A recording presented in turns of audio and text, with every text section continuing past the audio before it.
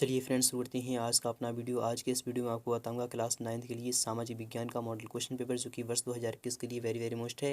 अगर आप class 9th में हैं तो इस वीडियो को लास्ट तक जरूर देखिएगा। तो इस वीडियो में आपको बताऊंगा कक्षा 9वीं का जो कि वार्षिक परीक्षा का होगा 2021 के लिए होगा, सोशल साइंस का होगा यानी कि सामाजिक विज्ञान का होगा, हिंदी एंड इंग्लिश वर्जन्स में होगा। यानी कि यह मॉडल क्वेश्चन पेपर आपको हिंदी मीडियम वाले भी देख सकते हैं और इंग्लिश मीडियम वाले भी इसे समझ सकते हैं। टोटल नंबर ऑफ क्वेश्चन यानी कि इस क्वेश्चन पेपर में आपको 26 क्वेश्चन होंगे, जिसमें कि टाइम 3 घंटे का है। यानी कि 3 घंटे के अंदर अंदर आपको पेपर को सोल्यूशन करना होगा।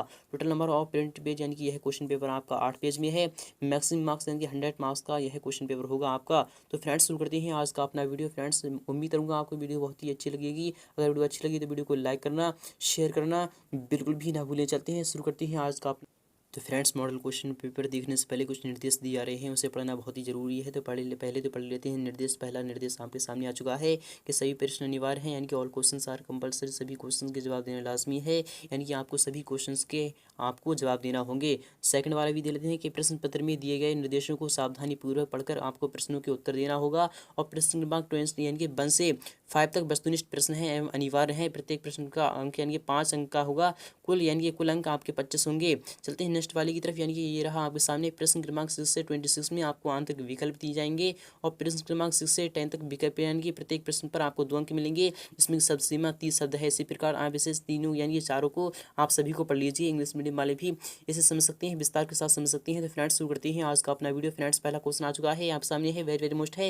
रिक्त स्थानों की आपको पूर्ति करना है। यानी कि पहला क्वेश्चन कह रहा है आपका फिल इन द ब्लैंक्स, यानी कि आपको खाली स्थानों की पूर्ति करना है। तो पहला क्वेश्चन है सुंदरी वृक्ष। जो फ्रेंड्स, जो सुंदरी वृक्ष होते हैं में पाया जाता है। फ्रेंड्स, जो सुंदरी वृक्ष होते हैं वे किस में पाए जाते हैं? क्या मैंग्रोव वन में पाए जाते हैं या फिर हिमालयन वन में पाए जाते हैं? तो आपको पता होगा जो सुंदरी वृक्ष होते हैं वह मैंग्रोव वन में पाए जाते हैं। इसलिए आपका जवाब क्या आएगा? पहला वाला ऑप्शन आपका सही हो जाएगा। नेक्स्ट वाला भी क्वेश्चन देखते हैं कि भारत का सर्वाधिक साक्षरता वाला देश यानी कि राज्य है वह कौन सा है? तो भारत का सर्वाधिक साक्षरता वाला राज्य है वह क्या है? क्या वह केरल है या फिर पंजाब है? तो आपको पता होगा कि वह एक केरल है। जी हाँ फ्रेंड्स, केरल एक ऐसा राज्य है जो कि भारत का सर्वाधिक यानी कि सबसे अधिक साक्षरता वाला राज्य है। इसलिए आपका क्या आएगा? यानी कि केरल आ जाएगा यहाँ पर, केरल। चलते हैं नेक्स्ट वाली की तरफ। यानी कि रामायण और महाभारत यानी कि भारतवर्ष के 2 हैं, क्या हैं? क्या महाकाव्य हैं या फिर खंड काव्य हैं? तो आपको पता होगा कि रामायण और महाभारत है वह आपके महाकाव्य हैं। जी हाँ फ्रेंड्स, महाकाव्य हैं, ना ही खंड काव्य। चलते हैं नेक्स्ट वाली की तरफ। यानी कि नागरिकों का प्रतिनिधि चुनने का अधिकार होता है, कहलाता है फ्रेंड्स, क्या कहलाता है? क्या मताधिकार कहलाता है या फिर सामंती अधिकार कहलाता है? तो नागरिकों का प्रतिनिधि चुनने का अधिकार कहलाता है मताधिकार। जी हाँ फ्रेंड्स, यानी कि वोट डालने का अधिकार यानी कि मताधिकार, आपका मताधिकार आ जाएगा। जनसंख्या वृद्धि को बढ़ाती है। फ्रेंड्स, जो जनसंख्या वृद्धि होती है वह किसको बढ़ाती है? क्या गरीबी को बढ़ाती है या फिर रोजगार को बढ़ाती है? तो आपको पता होगा जितनी ही जनसंख्या बढ़ेगी उतनी ही गरीबी आएगी। इसलिए आपका जवाब क्या आएगा? यानी कि गरीबी को बढ़ाती है। नेक्स्ट वाले भी क्वेश्चन देख लेते हैं, यानी कि इसे इंग्लिश मीडियम वाले भी इसे विस्तार के साथ समझ सकते हैं। तो नेक्स्ट क्वेश्चन आ चुका है, आप सामने है, वेरी मोस्ट है।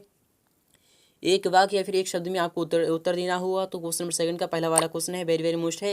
यह भी बार बार आता है कि किस नदी को दक्षिण भारत की गंगा कहा जाता है? फ्रेंड्स, किस नदी को दक्षिण भारत की गंगा कहते हैं? तो आपको यह बताना होगा। नेक्स्ट क्वेश्चन देते हैं कि हरिहर और बुक्का ने किस नगर की स्थापना की थी? फ्रेंड्स, किस नगर की स्थापना यानी कि किस नगर की उन्होंने खोज की थी या फिर स्थापना की थी? आपको यह बताना होगा। हरिहर और बुक्का नाम के 2 भाइयों ने किस नगर की स्थापना की थी? तो बहमनी राज्य की यानी कि किसने की थी? आप उसे यानी कि वही वाला चैप्टर आपका यह आ रहा है। नेक्स्ट क्वेश्चन लेते हैं कि कई दल मिलकर जब सरकार बनाते हैं तब वह कौन सी सरकार कहलाती है? आपको यह बताना होगा, यानी किस तरीके की और कौन सी सरकार कहलाती है आपको यह विस्तार के साथ बताना होगा। नेक्स्ट क्वेश्चन देखते हैं कि 14 वर्ष से कम आयु वाले बच्चों से यानी बच्चों से श्रम कहलाता है, यानी कैसा कहलाता है? वह कैसा कहलाता है? अंग्रेजों के आगमन के पूर्व ग्रामीण अर्थव्यवस्था थी, कैसी थी? आपको यह बताना होगा, विस्तार के साथ बताना होगा। अथवा वाला भी क्वेश्चन लेते हैं, यानी क्वेश्चन नंबर 3 आ चुका है, आप सामने है, वेरी मोस्ट है। यह क्वेश्चन भी बार बार आता है। सही जोड़ियां बनाना है आपको, यानी मैच द वर्ड्स आपको मिलान करना है। तो भारत की स्थल सीमा है फ्रेंड, जो भारत की स्थल सीमा है वह कितनी है? 5 नदियों का प्रदेश कौन सा कहलाता है? तो आपको पता होगा कि 5 नदियों का जो प्रदेश है वह आपका पंजाब कहलाता है। फ्रेंड्स, जो पंजाब देश है यानी कि पंजाब जो प्रदेश है वह 5 नदियों का प्रदेश कहलाता है। अर्थशास्त्र क्या है फ्रेंड? जो अर्थशास्त्र किसने लिखी थी? वह कौटिल्य यानी चाणक्य ने लिखी थी।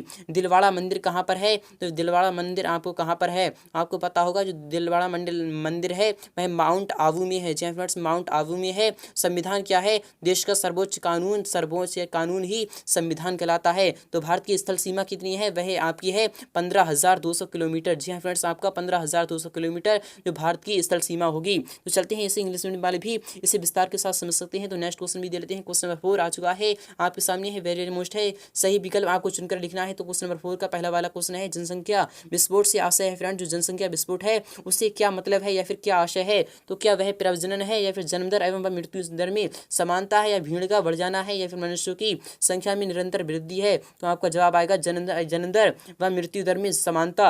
आप चलते हैं नेक्स्ट वाले की तरफ, यानी कि आधुनिक कृषि में प्रोत्साहन दिया जा रहा है। जैविक खेती को, जैव उर्वरक के यानी कि जैव उर्वरक के उपयोग को, जैव कीटनाशकों के उपयोग को, या फिर उपयुक्त सभी को? तो आपका जवाब आएगा उपयुक्त सभी को, यानी कि इन तीनों को ही बढ़ावा दिया जा रहा है। चलते हैं क्वेश्चन नंबर 3 की तरफ। ये रहा आपके सामने, यानी किसे वोट देने का अधिकार नहीं है फ्रेंड्स? किसे वोट देने का अधिकार नहीं है? क्या पागल या फिर मानसिक विकलांगों को वोट देने का अधिकार नहीं है, या फिर नाबालिगों को नहीं है, या फिर न्यायालय द्वारा दिवालिया घोषित को नहीं है, या फिर उपयुक्त सभी? जी हाँ फ्रेंड्स, आपको यानी कि जो आपने तीन ही पढ़ लिए, यानी कि तीनों पढ़े, तो तीनों में से किसी को भी वोट देने का अधिकार नहीं है, चाहे उसकी आयु 18 वर्ष से कितनी ही ज़्यादा क्यों ना हो। क्वेश्चन नंबर 4 भी देते हैं कि खरीफ की फसल है फ्रेंड, जो खरीफ की फसल होती है वह कौन सी होती है? तो आपको यह पता होना चाहिए कि खरीफ की फसल कब होती है, यानी कब बोई जाती है। तो आपको पता होगा जो खरीफ की फसल होती है वह गेहूं नहीं होती है। जो गेहूं क्या होती है? तो गेहूं आपकी रबी की फसल होती है, चना भी आपकी रबी की फसल होती है, तो धान आपकी एक खरीफ की फसल होती है जो कि चौमासे में की जाती है। तो आपका यानी कि जौ भी आपकी खरीफ की फसल नहीं है। तो आपका जवाब कौन सा आना चाहिए? आपका क्वेश्चन नंबर सा वाला आपका यहाँ पर सही हो जाएगा। तो नेक्स्ट क्वेश्चन भी दे लेते हैं, आ चुका है सामने है। क्वेश्चन 5 वेरी मोस्ट है कि भारत का सर्वाधिक गरीबी जनसंख्या वाला राज्य है फ्रेंड्स। सबसे सर्वाधिक गरीबी वाला जनसंख्या वाला जो राज्य है वह कौन सा है? क्या वह मेघालय है, या फिर असम है, या फिर बिहार है, या फिर मध्य प्रदेश है? तो आपका आएगा जवाब आएगा बिहार। चलते हैं क्वेश्चन नंबर यानी कि नेक्स्ट वाले भी क्वेश्चन दे लेते हैं। आ चुका है आप सामने इंग्लिश मीडियम वाले भी विस्तार के साथ समझ सकते हैं। तो नेक्स्ट क्वेश्चन आ चुका है। क्वेश्चन नंबर 5 है कि सत्य और असत्य बताना है आपको, यानी ट्रू और फॉल्स आपको बताना होगा। तो क्वेश्चन नंबर 5 का पहला वाला क्वेश्चन है कि भारत के दक्षिण में हिंद महासागर है,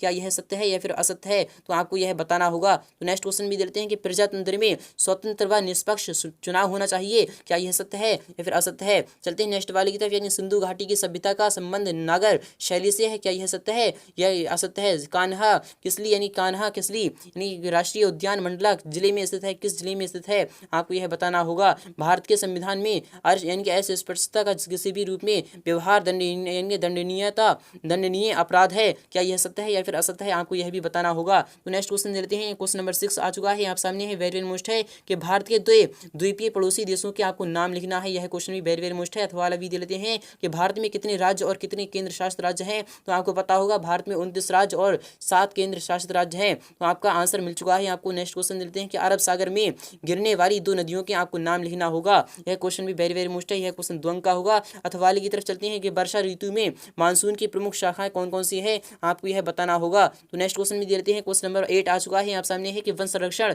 से क्या तात्पर्य है, यानी कि वन संरक्षण क्यों आवश्यक है? आपको बताना होगा। अथवा की तरफ चलते हैं। यानी कि अभ्यारण्य किसे कहते हैं? अभ्यारण्य किसे कहते हैं? आपको यह विस्तार के साथ समझाना होगा।